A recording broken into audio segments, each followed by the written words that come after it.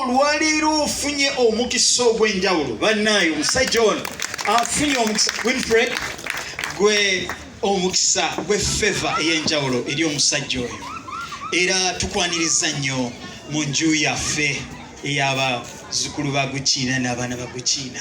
Kyenjagala okugumyako kiri kimu, abasajja b'enju ya Gukina bwe bawasa abakazi, the wives are for life, basigalawo for life. Tetulinamu history y'aba divorce n'ebyo byonna nga bw'otera obbiwulira abweru eyo. So weekwatidde eddenzi. Kati ffe kye tukwagalako kimu, tuwe abaana n'abazzukulu tuyoyote, twebaze Mukama olw'ekyo. Mukama abongere nnyo omukisa ku lw'Abaganda baffe bonna abatali wano abatasobodde kujja basapootinze.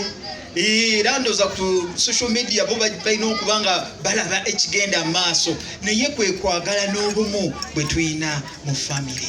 Nze kyensaba kiri kimu, twongere obumu obwo mu famire yaffe, ate tweyanziza nnyo okutuleetera omukyala omulungi ng'oyo.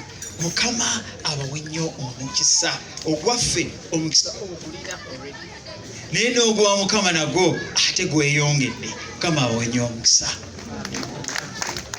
Engalo banne katuziwulire bannange mpaka yimba kabazaayo wini wafunye nnyo mupeko mazina nga muddayo bakusina muliwa mazina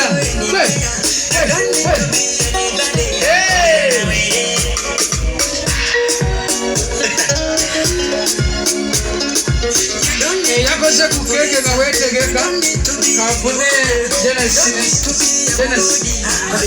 sister waki wamugole mukyala kale owange ng'ofunye nnyo oyo famire baagala abo okudde emikono emituufu abo bagenda kwagala bantu balungi nnyo kale